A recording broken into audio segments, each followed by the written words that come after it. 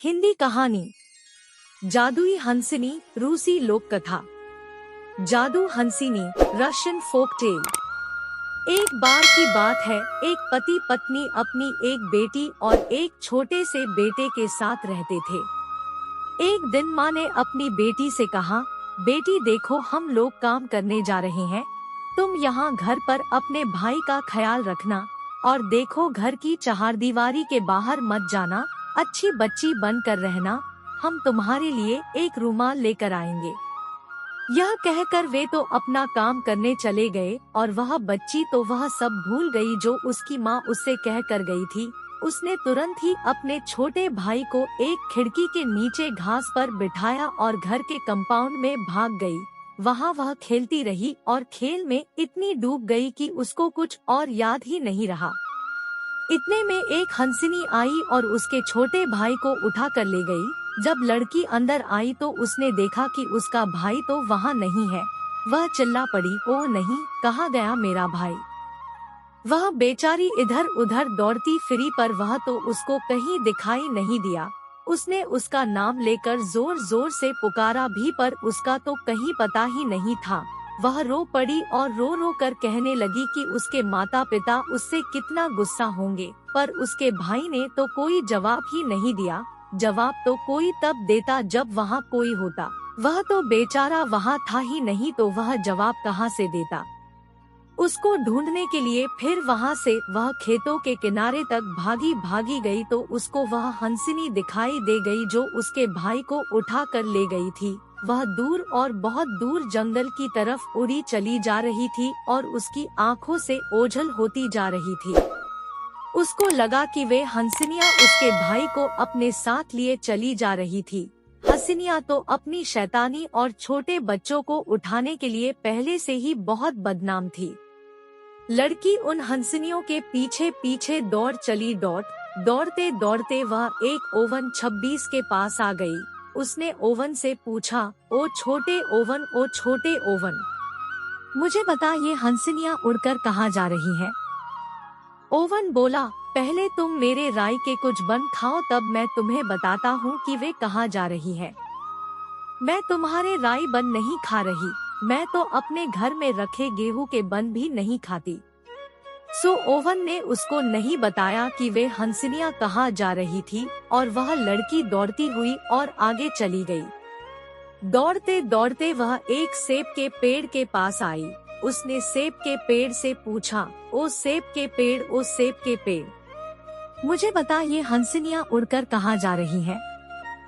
सेब का पेड़ बोला, तुम पहले मेरे जंगली सेब खाओ फिर मैं तुम्हें बताता हूँ कि ये हंसिनिया उड़कर कहाँ गई है।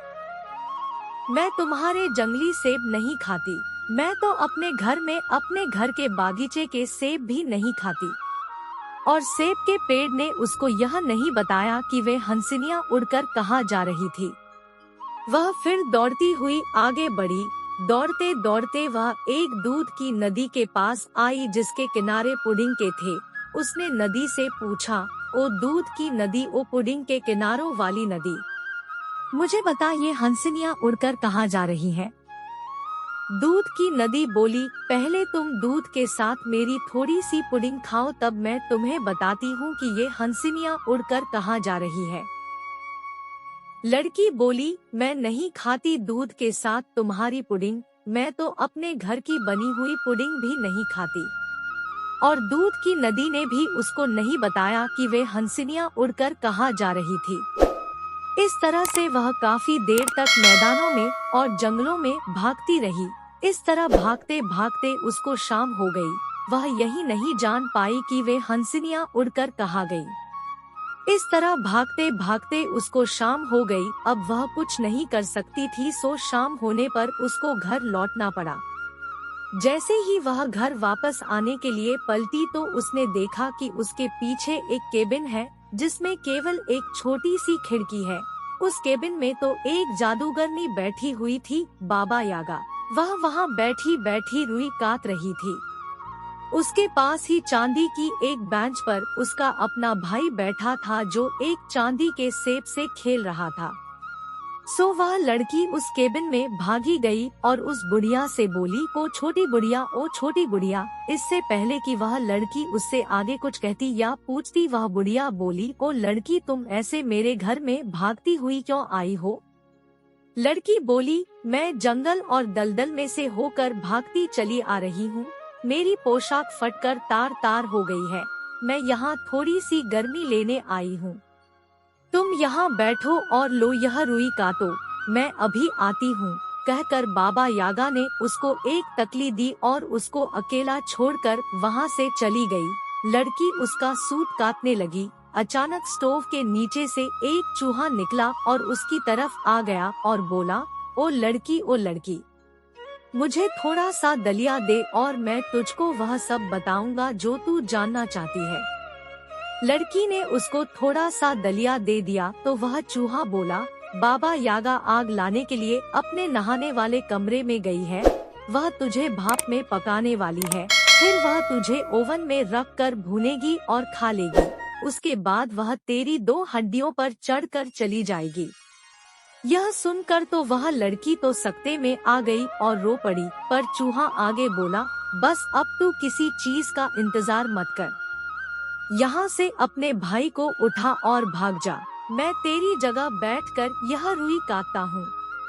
लड़की ने तुरंत ही अपने भाई को उठाया और वहाँ से भाग ली। जब वह वहाँ से चली गई तो बाबा यागा खिड़की के पास आई और लड़की से पूछा, ओ लड़की, क्या तुम अभी भी सूत काट रही हो? चूहा बोला, ओ बुढ़िया, हाँ मैं अभी भी सूत काट रही हूँ। वह बूढ़ी जादूगरनी यह सुनकर संतुष्ट हो गई और फिर से अपने नहाने वाले कमरे में चली गई। जब उसकी आग काफी गर्म हो गई तो वह लड़की को लेने के लिए आई तो वहाँ तो उसको कोई दिखाई नहीं दिया। वह चिल्लाई, ओ हंसिनी, उनके पीछे भाग। बहन अपने भाई को चुरा कर भाग गई है। उधर वह लड़की अपने भाई को अपनी बाहों में लिए हुए भागते भागते दूध की नदी तक आ गई। उसने देखा कि हंसिनिया उसके पीछे उड़ती हुई चली आ रही है। माँ नदी, मुझे छिपा लो। तुम पहले मेरी थोड़ी सी पुडिंग खाओ। लड़की ने उसकी थोड़ी सी पुडिंग खाई और उसको धन्यवाद दिया। नदी ने उसको अपनी पुडिंग के किनारों में छिपा लिया। हंसिनियों ने उसको वहाँ देखा नहीं और वे वहाँ से उड़ती हुई चली गई। लड़की ने अपने भाई को फिर से अपनी बाहों में उठाया और फिर से वहाँ से भाग ली, पर वे हंसिनियाँ वापस आ गई और उसी की दिशा में उड़ने लगी। देखो वे हंसिनियाँ, अब मैं क्या करूँ? तभी उसको सेब का पेड़ दिखाई दिया तो उसको देखकर वह बोली, ओ माँ सेब के पेड़, मुझे छिपा लो। सेब का पेड़ फिर बोला, पहले मेरे थोड़े से सेब खा लो। लड़की ने तुरंत ही उस पेड़ से तोड़कर एक सेब खा लिया और उसे धन्यवाद दिया। पेड़ ने भी तुरंत ही उसको अपनी शाखाओं में छिपा लिया। हंसिनियों ने उनको वहाँ नहीं देखा सो वे वहाँ से आगे उड़ गई। लड़की ने फिर अपने भाई को अपनी बाहों में उठाया और फिर भागना शुरू कर दिया। वह तब तक भागती रही जब तक वह बिल्कुल थक नहीं गई, पर हंसिनियों ने उसका फिर से देख लिया तो वे फिर से लौट आईं। वे उसके ऊपर उड़ने लगी और इस ताक में लगी रही कि जब भी उनको मौका मिले तो वह उसके भाई को उससे छीन ले। तभी उसको ओवन दिखाई दे गया। वह बोली, माँ ओवन, मुझे कहीं छिपा लो। ओवन बोला, पहले तुम मेरा राई का बन खाओ। लड़की ने तुरंत ही उसमें से निकालकर एक बन खा लिया और ओवन को धन्यवाद देकर अपने भाई को लेकर ओवन के अंदर बैठ गई। हंसिनिया वहाँ उड़ती रही और उनको पुकारती रही, पर कोई जवाब न मिलने पर फिर नाउम्मीद होकर वहाँ से बाबा यागा के पास चली गई। उनके जाने के बाद लड़की ने ओवन को एक बार फिर से धन्यवाद दिया और अपने भाई को लेकर अपने घर की तरफ भाग ली। जैसे ही वह घर पहुंची उसके कुछ देर बाद ही उसके माता पिता काम से वापस आ गए और उसकी यह लापरवाही दोनों में से किसी को पता नहीं चली। तो दोस्तों, अगर हमारी वीडियो अच्छी लगी हो तो वीडियो को लाइक, शेयर और सब्सक्राइब करना तो बिल्कुल ना भूले, और दोस्तों साथ ही साथ बेल आइकन जरूर दबा दे, ताकि हमारी जो अगली वीडियो आएगी उसका नोटिफिकेशन आपको मिलता रहेगा। धन्यवाद। जय हिंद, जय भारत।